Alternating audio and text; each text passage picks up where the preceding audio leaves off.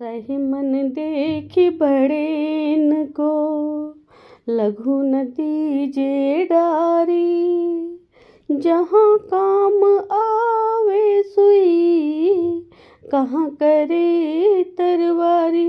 रही माँ कहाँ करे तरवारी। अर्थात इस दोहे में रहीमदास जी कहते हैं कि बड़ी वस्तु को देखकर छोटी वस्तु को फेंक नहीं देना चाहिए। जहाँ छोटी सी सुई काम आती है, वहाँ तलवार बेचारी क्या कर सकती है। जो रही उत्तम प्रकृति, का करी सकति कुसंग।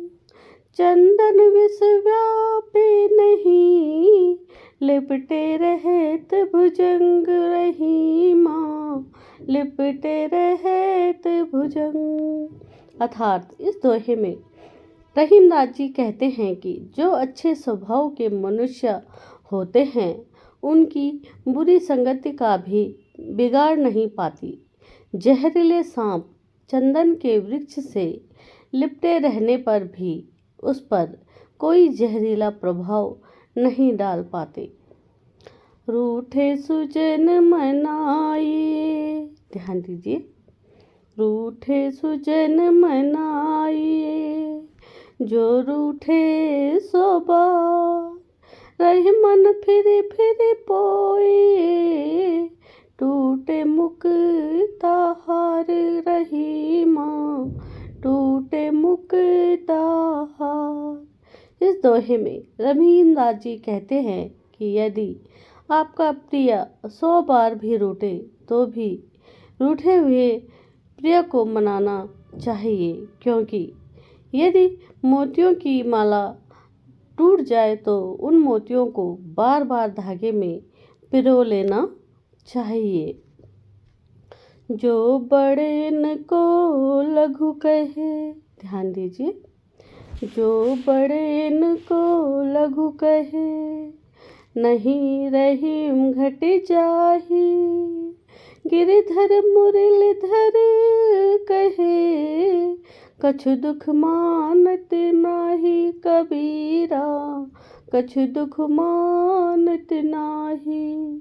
अर्थात इस दोहे में रहीमदास जी कहते हैं कि बड़े को छोटा कहने से बड़े का बड़प्पन नहीं घटता, क्योंकि गिरधर यानी कि कृष्ण भगवान जी को मुरलीधर कहने से उनकी महिमा में कमी नहीं आती।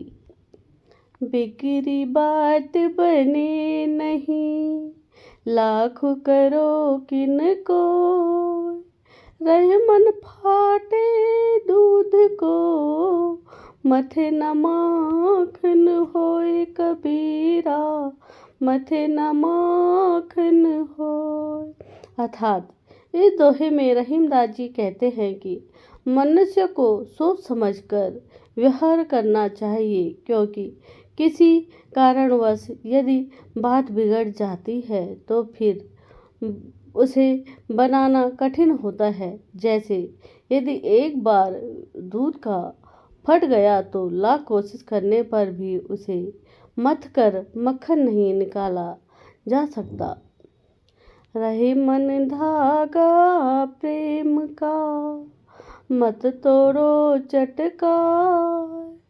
टूटे फिर ना जुरे, जुरे गांठ पर जाए। कबीरा जुरे गांठ पर जाए।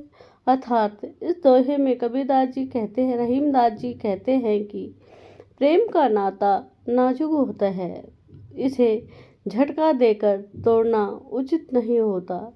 यदि है प्रेम का धागा एक बार टूट जाता है तो फिर इसे मिलाना कठिन हो जाता है, और यदि मिल भी जाए तो टूटे हुए धागे के बीच में गांठ पड़ जाती है। जैसी परे सो सही रहे, कही रहीम यह दे। धरती ही पर परत है, सीता घाम और मेह। कबीरा शीत घाम और में।